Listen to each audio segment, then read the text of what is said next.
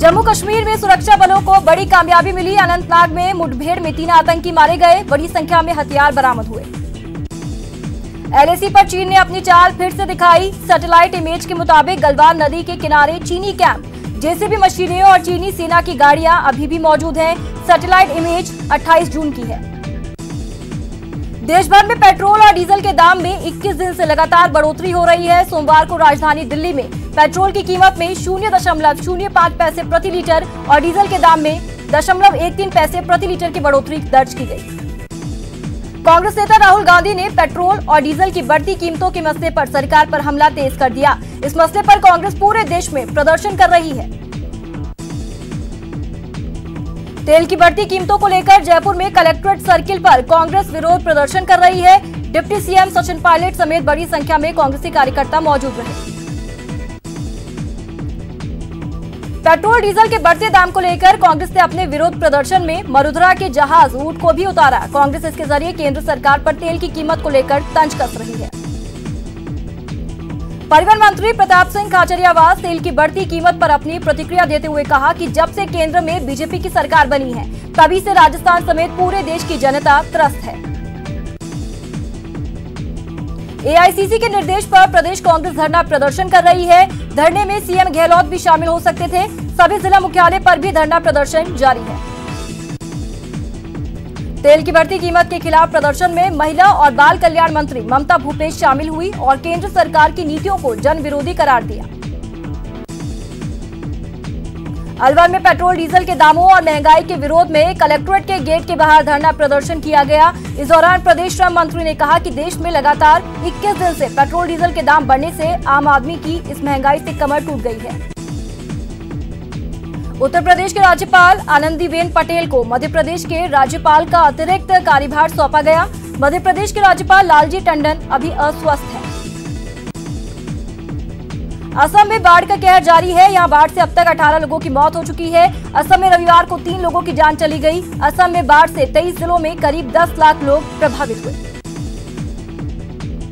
बिहार में बारिश का कहर जारी है। अगले 24 घंटों में बहुत भारी बारिश का अनुमान जताया गया है। मौसम विभाग के मुताबिक यहां भारी बारिश के साथ वज्रपात और तेज हवा के चलने की संभावना है। मानसून की बारिश ने बिहार की राजधानी पटना को बेहाल कर दिया। तमाम दावों के बाद भी पटना में जल जमाव से मुक्ति नहीं मिल रही। बहादुरपुर इलाका जलमग्न है। वहीं बिहार के सीतामढ़ी के कई वार्डों में जल जमाव के कारण आम लोग बेहद परेशान हैं। जल जमाव की वजह से लोगों का घर से बाहर निकलना दूभर हो गया। देश में कोरोना पॉजिटिव मरीजों की संख्या बढ़कर 5,48,000 के पार पहुंची, जबकि 3,21,000 लोग अब तक रिकवर हो चुके हैं। अब तक 16,475 मरीजों की मौत हुई। देश में पिछले 24 घंटे में कोरोना के 19,459 नए केस मिले, जबकि 380 लोगों की मौत हुई। वहीं देश भर में अब तक 83,98,362 कोरोना सैंपल का टेस्ट किया गया। ICMR के मुताबिक देश में रिकवरी रेट करीब 59% है। दिल्ली में कोरोना पॉजिटिव मरीजों की संख्या बढ़कर 83,000 से ज्यादा हो गई। 24 घंटे में कोरोना के 2,890 नए केस मिले और 65 लोगों ने दम तोड़ दिया। दिल्ली में कोरोना से 2,623 लोगों की मौत हुई। महाराष्ट्र में कोरोना पॉजिटिव मरीजों की संख्या 1,64,000 के पार पहुंची। महाराष्ट्र में कोरोना से मरने वालों का आंकड़ा 7,429 तक पहुंच गया। एक्टिव केस की संख्या 70,600 के पार।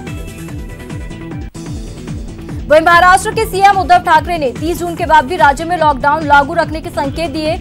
उद्धव ठाकरे ने कहा कि राज्य में लॉकडाउन खत्म करने की अभी कोई योजना नहीं है। राजस्थान में कोरोना पॉजिटिव मरीजों की संख्या 17,392 हो गई है। शनिवार को 327 नए मरीज सामने आए। राजस्थान में कोरोना से अब तक 400 लोगों की मौत हुई। इनमें जयपुर में सबसे ज्यादा 157 की मौत हुई। दौसा में मंदिरों में सोशल डिस्टेंसिंग के पालना का खुलेआम उल्लंघन हो रहा है। मंदिरों में जाने वाले श्रद्धालु न मास्क लगाकर पहुंच रहे हैं और न ही एक दूसरे से दूरी बनाए हुए हैं। 1 जुलाई से गांव में धार्मिक स्थलों को खोलने का फैसला लिया गया। सीएम गहलोत ने यह फैसला लिया। 14 दिन के होम क्वारंटीन की अनिवार्यता को भी हटा दिया गया।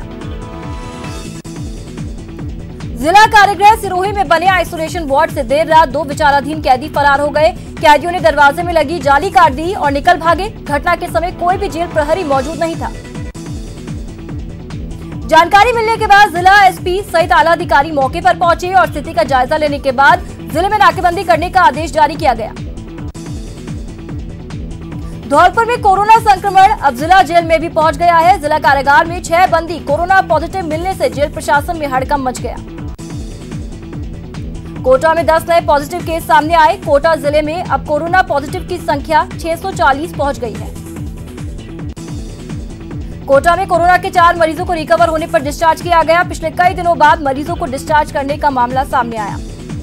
28 जून को भी जयपुर एयरपोर्ट पर 12 से ज्यादा फ्लाइट्स रद्द हुई। 12 फ्लाइट्स के स्केड्यूल में से 15 फ्लाइट्स ने उड़ान भरी। कोरोना काल में विदेशों में फंसे प्रवासियों के प्रदेश लौटने का सिलसिला लगातार जारी है। इस कड़ी में 28 जून को कुवैत से एक फ्लाइट जयपुर एयरपोर्ट पहुंची। और बुलेटिन में बस इतना ही। नमस्कार।